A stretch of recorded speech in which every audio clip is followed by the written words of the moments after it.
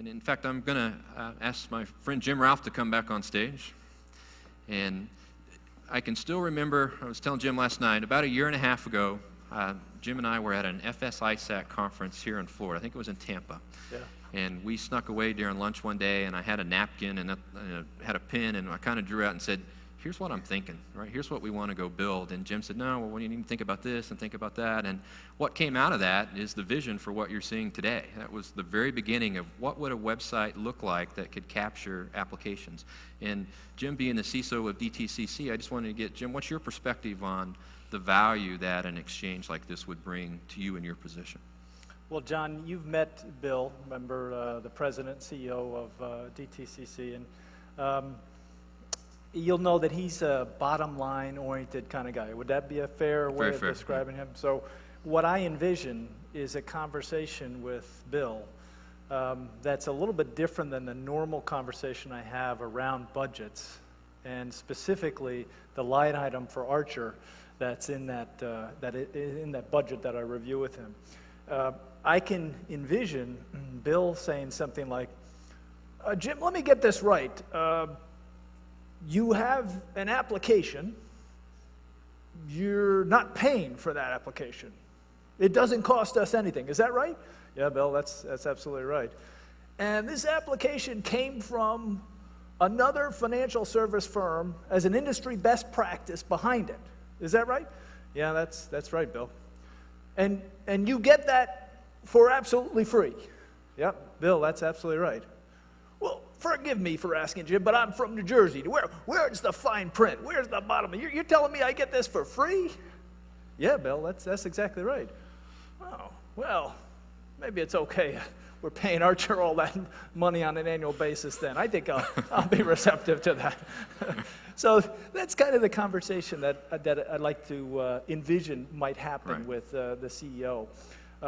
But more, I think, practically, I think each of us recognize when we go to conferences and we talk to each other, we learn things that are valuable, that we incorporate into what we do, especially around our practices. And enterprise-wide risk management is still a maturing discipline.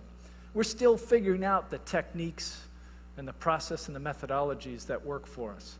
And to be able to leverage that from each other and put it in an on-demand model really ratchets up our ability to make a contribution to our own organizations. And I think that helps us individually, and I think it helps us collectively. Absolutely, and I think that I had the opportunity to sit down with Jim and another large financial services company. Both their teams had got together 5 or 6 months ago, and they each shared with how they're using Archer to solve all these different problems. And out of that meeting came, I think, 10 or 15 different things that each of you are doing that you wanted to share between those two companies. And Jim kind of kicked that off, and he's kind of getting, he's making this happen. He donated 8 to 10 different things that his team is doing and made available on the exchange. This other company donated a couple things on their side, and they're already, we have some things packaged up for Jim. They're the first ones to actually start sharing applications that we have here today. So Bob Vitale, a colleague of mine at Morgan Stanley, and they have a fairly mature implementation of Archer.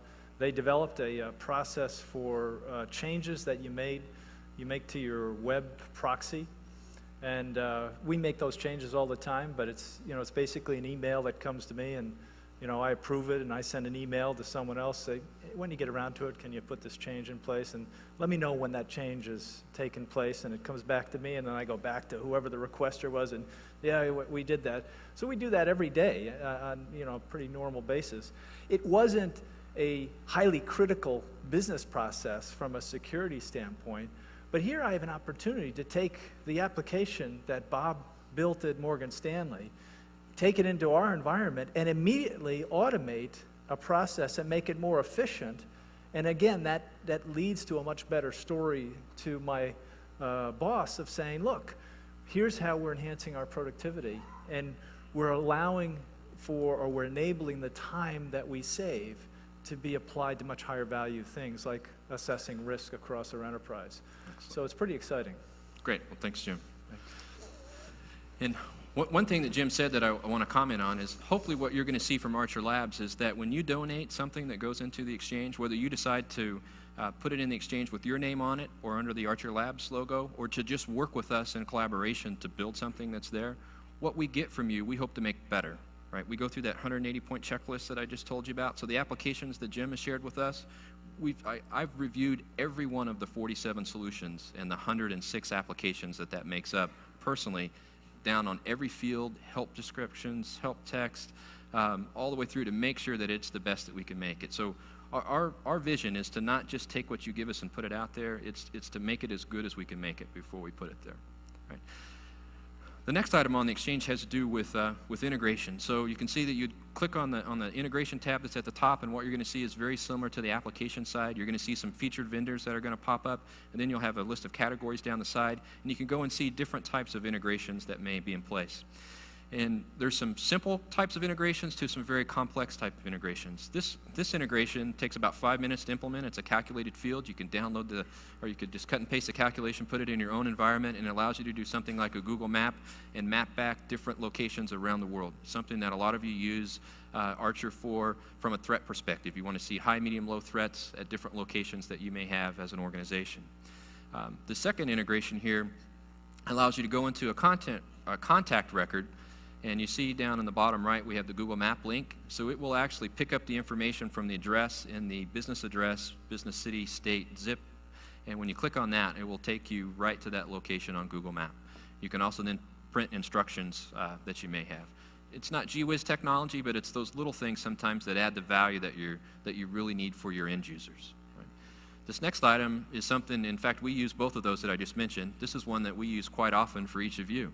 For each of your contact records, we have a LinkedIn search, so I can click on that. It will take you right into LinkedIn. In this case, we're looking at Kyle Graves, a member of Archer, and you can read their profile that they have online. Any type of networking site provides the same type of capability that we're showing you here with the LinkedIn. This is a very, very simple thing. Takes less than 5 minutes to actually implement.